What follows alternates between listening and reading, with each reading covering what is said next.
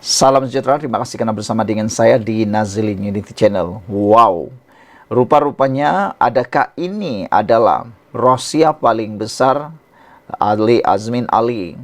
Adakah ini adalah langkah terbaru Azmin Ali untuk coba merampas kubu kuat Pakatan Harapan, yaitu Selangor? Rupa-rupanya ini langkah terkini Azmin Ali untuk menumbangkan kerajaan Selangor. Menurut ahli parlimen Tanjung Karang yaitu Zulkapli, beliau kata Azmin Ali mahu jadi calon PRK, pilihan raya kecil parlimen Tanjung Karang. Wow. Maknanya kalau Zulkapli terpaksa mengosongkan kerusi beliau selepas menyokong Datuk Seri Anwar Ibrahim, rupa-rupanya Azmin Ali mahu jadi calon pilihan raya kecil Parlimen Tanjung Karang. Menjadi persoalan ialah, bolehkah Azmin Ali menang sekali lagi? Kerana sebelum ini beliau telah pun kalah sebagai ahli parlimen dalam PRU 15 yang dulu. Adakah Azmin Ali yang dipanggil pengkhianat oleh para penyokong Pakatan Harapan boleh mampu menang sekali lagi di kawasan Parlimen Tanjung Karang? Adakah ini langkah terbaru Azmin Ali untuk mau merampas dan menumbangkan kerajaan semula? Kerajaan khususnya di Selangor? Ahli Parlimen Tanjung Karang, Datuk Dr. Zulkapli Hanafi, mendakwa Pengerusi Perikatan Nasional PN Selangor, Datuk Seri Mohamed Azmin Ali, disebut-sebut sebagai calon kerusi Parlimen Tanjung Karang sekiranya berlaku pilihan raya PRK. Zulkapli berkata beliau mendapat banyak maklumat daripada pelbagai pihak. Kemungkinan Mohamed Azmin Ali yang juga bekas ahli Parlimen Gombak bertanding di Parlimen berkenan. Berita ini diperkuatkan lagi dengan kehadiran beliau yaitu Azmin Ali dalam program Jelajah Badan Pimpinan Negeri BPN Parti Pribumi Bersatu Malaysia Bersatu di Parlimen Tanjung Karang. Katanya ketika ditemui pada sidang akbar di pejabatnya dekat sini pada Jumaat. Menurut Zulkapli, sokongannya terhadap Perdana Menteri Datuk Seri Anwar Ibrahim tidak akan menyebabkan berlakunya PRK. Insya Allah perkara itu tidak akan berlaku walaupun beliau hadir di Tanjung Karang. Yang kononnya akan gantikan saya di Tanjung Karang sebenarnya tidak ada keperluan, kata beliau lagi. Setakat ini penduduk di sini juga sudah mula menerima dan ada mengatakan saya membuat keputusan yang baik untuk membela nasib rakyat, tambah beliau. Dalam pada itu, Zulkapli berkata, bersatu bahagian Tanjung Karang tidak terbubar dan beliau masih lagi kekal sebagai ketuanya sehingga surat rasmi pemecatannya diserahkan. Bersatu bahagian Tanjung Karang sepanjang saya tahu masih wujud dan tidak dibubarkan. Malah saya juga masih kekal sebagai ketua. Walaupun dimaklumkan jawatan kuasa berubah dengan alasan saya tidak hadir, ujar beliau lagi. Sebelum ini, 5 ahli parlimen bersatu terlebih dahulu mengisytiharkan sokongan terhadap Anwar adalah ahli parlimen Bukit Gantang Datuk Syed Abu Hussein Hafiz, ahli parlimen Jeli Zahari Kecik, ahli parlimen Gua Musang Muhammad Aziz Abu Naim, ahli parlimen Kuala Kangsar Datuk Iskandar Zulkarnain Abdul Khalid dan ahli parlimen Labuan Datuk Suhaili Abdul Rahman. Sekian dulu untuk kali ini. Jangan lupa tinggalkan komen Anda. Ikuti terus ulasan selepas ini. Salam sejahtera. Terima kasih karena bersama dengan saya di Nazilin Unity Channel. Semalam isu paling hangat ialah laporan bahawa ada pemimpin pemuda UMNO di Johor yang didakwa terpalit dengan kes liwat. Ini memang paling panas kemarin. Kata mereka, kenapa isu seperti ini mula timbul semula? Kenapa pemimpin-pemimpin yang patut jadi teladan timbul semula kes liwat seperti ini? Tapi ini komen daripada pemuda UMNO yang ketuanya iaitu Akmal Saleh. Apabila lantang Akmal Saleh bercakap tentang memperjuangkan tentang isu kalimah Allah, ini pula yang melanda pemimpin UMNO Johor. Pemimpin UMNO Johor terpalit kes liwat, mungkin digantung, kata Akmal Saleh. Pemimpin pemuda UMNO di Johor yang disiasat kerana didakwa terlibat meliwat, kini berdepan dengan tindakan tegas daripada parti. Ketua Pemuda UMNO Malaysia Akmal Saleh berkata, buat masa ini kes berkenan dirujuk ke lembaga disiplin untuk diteliti, selain dibawa ke mesyuarat pengurusan parti. Kata Akmal, dia sendiri mencadangkan agar tindakan keras dikenakan ke atas individu terbabit. Mungkin kita gantung dahulu jawatan sementara menunggu dan pendakwaan dan pembelaan, katanya kepada pemberita selepas majlis berbuka puasa bersama Majlis Kerja Tertinggi UMNO di Kuala Lumpur hari ini. Semalam, Polis Johor mengesahkan menerima 5 laporan berkaitan kes liwat terhadap 6 lelaki termasuk 3 pelajar di Mersing. Ketua Polis Daerah Mersing, Superintendent Abdul Razak Abdullah Sani dilaporkan sebagai berkata, susulan itu, seorang lelaki berusia lingkungan 30-an ditahan untuk membantu siasatan. Bagaimanapun, lelaki itu dibebaskan dengan jaminan polis selepas tempoh remannya berakhir semalam. Kata Akmal, UMNO memang tidak akan berkompromi dengan mana-mana ahlinya yang terlibat dalam sebarang salah laku. Pada masa sama, Akmal yang juga Exco Melaka berkata, setiap ahli UMNO juga berhak untuk membela diri terlebih dahulu sebelum dikenakan sebarang tindakan tata tertib. Jika benar dan terbukti bersalah, maka kami minta tindakan yang sangat keras sebab kita tidak berkompromi dalam isu jenayah. Kita tidak pernah berkompromi, kata beliau lagi. Sekian dulu untuk kali ini. Ikuti terus ulasan selepas ini. Salam sejahtera. Terima kasih kerana bersama dengan saya di Nazilin Unity Channel. Sekali lagi, Wan Saiful Wanjan berada di titik yang paling sukar dalam dunia politik. Ini apabila isu sogokan ahli Parlimen Tanjung Karang rujuk Wan Saiful ke jawatan kuasa Parlimen. Ahli Parlimen Tanjung Karang, Datuk Dr. Zulkapri Hanapi, telah memfailkan usul bagi merujuk Ahli Parlimen Tasik Gelugur, Datuk Wan Saiful Wanjan, ke jawatan kuasa hak dan kebebasan Parlimen.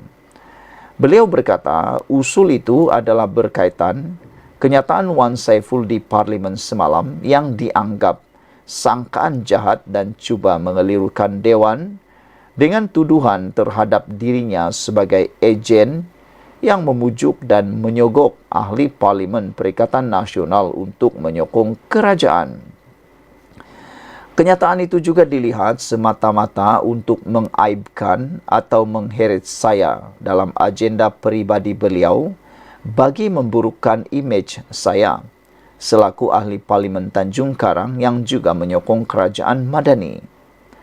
Usul telah dihantar ke pejabat yang di-Pertua Dewan Rakyat pagi tadi bagi membolehkan saya membalas sangkaan jahat itu di Dewan Rakyat Isnin ini, kata beliau pada sidang media di pejabatnya hari ini.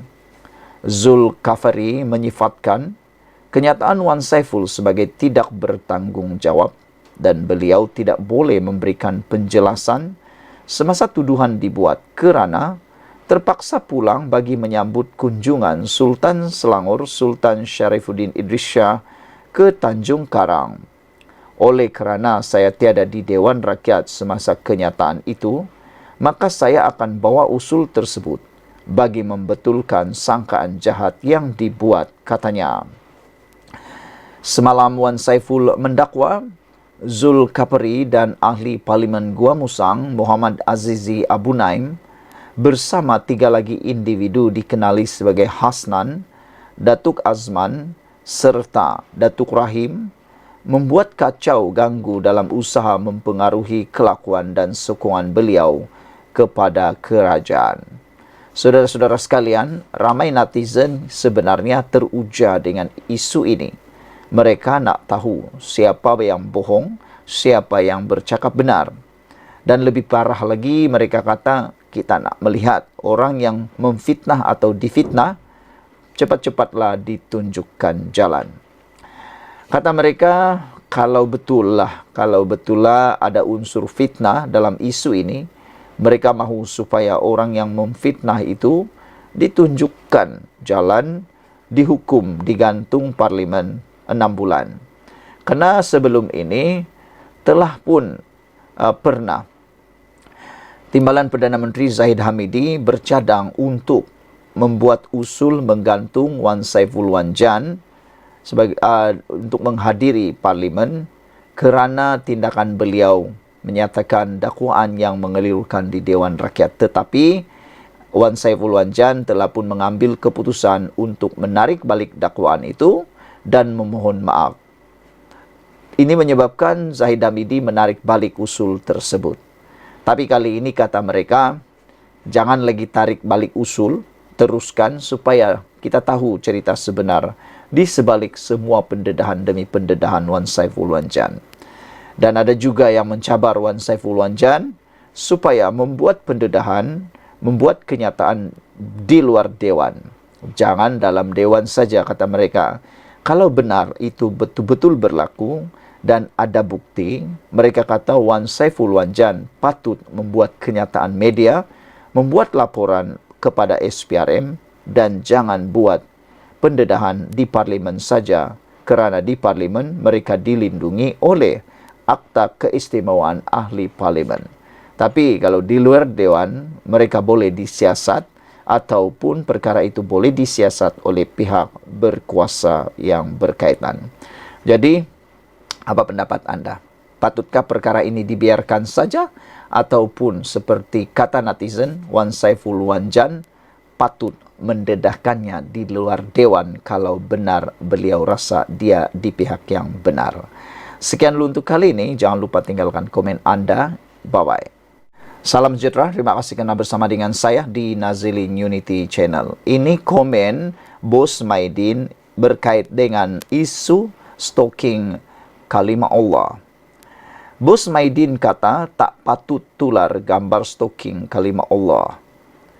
Tokoh peruncitan Amir Ali Maidin mengkritik tindakan menularkan gambar stalking tertera kalimah Allah sehingga ia menjadi polemik yang menyentuh hubungan kaum dan agama. Menyifatkan tindakan itu sebagai tidak bertanggungjawab, pengarah urusan Maidin Mohammed Holdings berkata, individu berkenan seharusnya berhubung terus dengan pihak pengurusan kedai Serbaneka Kekemat.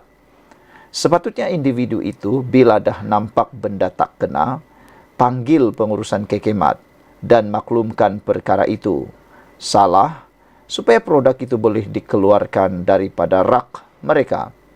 Bukan tularkan perkara ini dan jadikan ia lebih parah. Katanya kepada FMT merujuk kepada tindakan memuat naik gambar stalking tertera kalimah Allah di media sosial. Perkongsian itu menimbulkan kemarahan masyarakat Islam dan mencetuskan gesaan untuk memboikot rangkaian kedai serbaneka itu, termasuk dari beberapa pemimpin politik. Sebelum ini, kilang yang terbabit dengan kontroversi stalking itu menutup operasi sehari selepas pihak pengurusan menyatakan kebimbangan mengenai kebocoran data pribadi pegawai syarikat serta ancaman mahu membakar premis itu, lapor Berita Harian. Malaysia kini hari ini melaporkan aplikasi mudah alih Kekemat digondam dengan perkataan amaran terakhir. Dalam pada itu, seorang penceramah bebas, Firdaus Wong, yang dipanggil polis sebagai saksi bagi membantu siasatan, meminta undang-undang sentiasa dipatuhi. Saya minta sahabat semua agar tidak mengambil tindakan sendiri. Semarah manapun kita, jangan ambil tindakan membelakangkan undang-undang, katanya di Instagram. Kekemat sebelum ini memaklumkan ia mendapat bekalan stalking itu dari Zin Jiang Chang Sdn Bhd yang sedang mempertimbangkan tindakan undang-undang kerana kecuaian terhadap pembekalnya di China. Xin Jianchang berkata, apabila ia menghubungi pembekal untuk mendapatkan penjelasan, pembekal mengakui stoking itu dimasukkan ke dalam stok yang dibeli secara tidak sengaja. Pengarah Jabatan Siasatan Jenayah JSJ Bukit Aman, Suhaili Zain berkata, 4 kertas siasatan dibuka berhubung kes stalking itu. Sebanyak 143 laporan polis dibuat dan 174 saksi dipanggil untuk diambil keterangan. Katanya, kertas siasatan sudah diserahkan kepada Jabatan Peguam Negara untuk tindakan lanjut. Bos Maidin beri komen, tak patut tular gambar stalking kalimah Allah. Sekian dulu untuk kali ini. Jangan lupa tinggalkan komen anda, tekan butang subscribe. Kita jumpa lagi. Bye-bye. Selamat pagi, salam sejahtera. Terima kasih kerana bersama dengan saya di Nazilin Unity Channel. Ini isu paling hangat di media sosial hari ini. Dipetik daripada Malaysia kini, Bos Maidin kecam. Akmal eksploitasi isu stalking kalimah Allah. Pemilik Pasar Raya Maidin, Amir Ali Maidin, membidas tindakan Ketua Pemuda UMNO Dr. Akmal Saleh yang menurutnya mengeksploitasi isu penjualan stalking tertera kalimah Allah. Dia nak heboh-hebohkan lagi buat apa, kata beliau. Sepatutnya parti politik menjauhi isu 3R. Kalau dah terjadi, kita tak mahu bakar lagi. Letak minyak tanah lagi, kata Amir di petik Free Malaysia Today. Menurut Amir, gesaan Akmal supaya umat Islam memboikot rangkaian kedai serbaneka Kekemat di mana stalking itu ditemui sebelum ini akan menjejaskan keyakinan pelabur dan mata pencarian pekerja yang kebanyakannya orang Melayu dan Islam. Kekemat dan kilang itu pun dah minta maaf. Apalagi yang mereka boleh buat, kata Amir yang juga Presiden Persatuan Peruncit Bumi Putra. Mengakui isu itu adalah satu perkara yang serius, dia pada masa sama berkata, ia tidak perlu diperbesarkan terutama kepada untuk kepentingan politik. Kontroversi bermula apabila gambar stalking tertera kalimah Allah yang dijual di cawangan Kekemat di Bandar Sunway, Selangor tular di media sosial minggu lalu. Pengurusan Kekemat dan Syarikat Pembekal Zi Jianchang Sendirian Berhad telah membuat permohonan maaf berikutan insiden itu. Majlis Perbandaran Batu Pahat telah memberi tempoh 60 hari kepada Zi Jianchang untuk memberikan penjelasan bertulis jika tidak ingin berdepan risiko premis ditutup. Walaupun Kekemat telah menaikkan notis permohonan maaf digital di cawangannya, Akmal tetap menggesa kedai itu diboikot agar Kekemat menaikkan kain rentang permohonan maaf. Malam tadi, Setiausaha Agung UMNO Ashraf Wajdi Dusuki berkata, parti itu menyokong penuh pendirian Akmal berhubung perkara itu. Saudara-saudara sekalian, itulah dia komen daripada Bos Maidin apabila beliau mengatakan Akmal usah eksploitasi isu stalking kalimah Allah. Menurut pemilik Pasar Raya Maidin itu, iaitu Amir Ali Maidin, beliau membidas tindakan Ketua Pemuda UMNO Dr. Akmal Saleh yang menurutnya mengeksploitasi isu penjualan stalking tertera kalimah Allah. Menurut beliau, dia nak heboh-hebohkan lagi buat apa? Sepatutnya parti politik menjauhi isu 3R. Kalau dah terjadi, kita tak mahu bakar lagi, kata Amir Maidin. Letak minyak tanah lagi, kata Amir di petik Free Malaysia Today. Menurut Amir, gesaan Akmal supaya umat Islam memboikot rangkaian kedai serbaneka Kekemat di mana stalking itu ditemui sebelum ini akan menjejaskan keyakinan pelabur dan mata pencarian pekerja yang kebanyakannya orang Melayu dan Islam. Kekemat dan kilang itu pun dah minta maaf. Apalagi yang mereka boleh buat, kata Amir yang juga Presiden Persatuan Peruncit Bumi Putra. Mengakui isu itu adalah satu perkara yang serius, Dia pada masa sama berkata ia tidak perlu diperbesarkan terutama untuk kepentingan politik. Sekian dulu untuk kali ini. Jangan lupa tinggalkan komen anda. Ikuti terus ulasan selepas ini. Salam sejahtera. Terima kasih karena bersama dengan saya di Nazilin Unity Channel. Ini berita terkini daripada kes istri Daim Zainuddin berkait dengan permintaan beliau, permohonan rayuan supaya pasport dikembalikan secara kekal. Nampaknya apa yang diramalkan oleh netizen terjadi, yaitu mahkamah hari ini adalah mahkamah yang sah dan benar. Mereka kata ramai netizen tidak setuju kalau pasport Naimah dikembalikan secara kekal.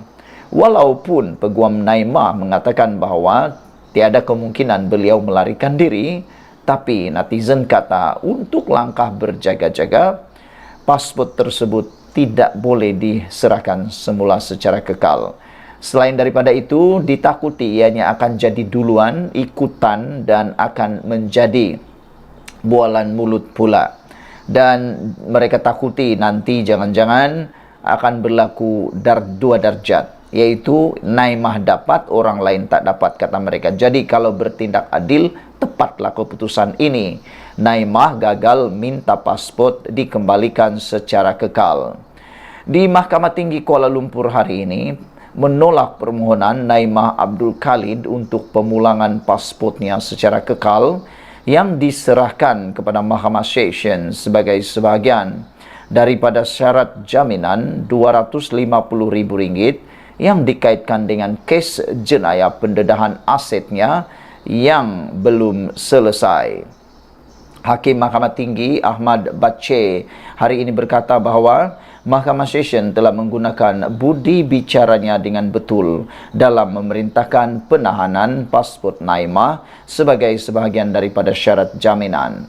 Ahmad juga bersetuju dengan pihak pendakwaan bahawa terdapat risiko Naimah melarikan diri ke luar negara jika pasport dipulangkan secara kekal kepadanya. Sambil menambah bahawa dia sentiasa boleh memfailkan permohonan pada bila-bila masa pada masa depan untuk pemulangan sementara pasportnya untuk pertimbangan mahkamah. Sebelum ini, pihak pendakwaan berhujah kepada Mahkamah Tinggi bahawa tiada jaminan Naimah tidak akan melarikan diri, justru mahkamah perlu memegang pasportnya.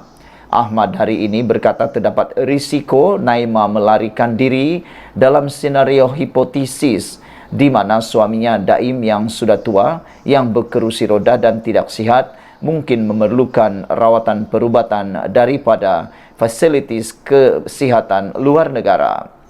Hakim Mahkamah Tinggi menegaskan bahawa Daim tidak dikehendaki oleh Mahkamah Session untuk menyerahkan pasportnya sebagai sebahagian daripada syarat jaminan dalam pertuduhan pendedahan aset yang sama terhadap bekas menteri itu.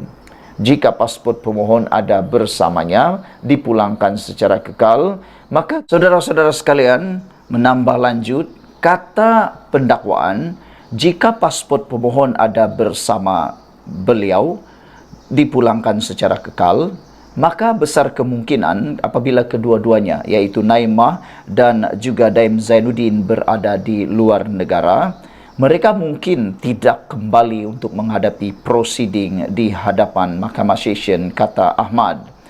Hakim Mahkamah Tinggi memberi jaminan sekiranya Naimah perlu memohon pemulangan sementara pasportnya untuk membantu Daim mendapatkan rawatan perubatan di luar negara, pihak pendakwaan boleh membantu memudahkan perkara ini. Peguam M. Puravelan bertindak bagi Naimah manakala pendakwaan dikendalikan Timbalan Pendakwa Raya Wan Syaradin Wan Aladin. Pada 23 Januari di hadapan Mahkamah Session, pasport Naimah diperintahkan untuk diserahkan sebagai sebahagian daripada syarat jaminan yang dikaitkan dengan pertuduhan jenayahnya atas dakwaan gagal mematuhi notis SPRM untuk mendedahkan asetnya. Wanita berusia 66 tahun itu minta dibicarakan terhadap pertuduhan yang dirangka mengikut Seksyen 36 dalam kurungan 2 Akta SPRM 2009. Dia dituduh melakukan kesalahan itu dengan memberikan akuan bertulis bersumpah yang tidak mematuhi notis SPRM di bawah Seksyen 36 dalam kurungan 1 Akta SPRM.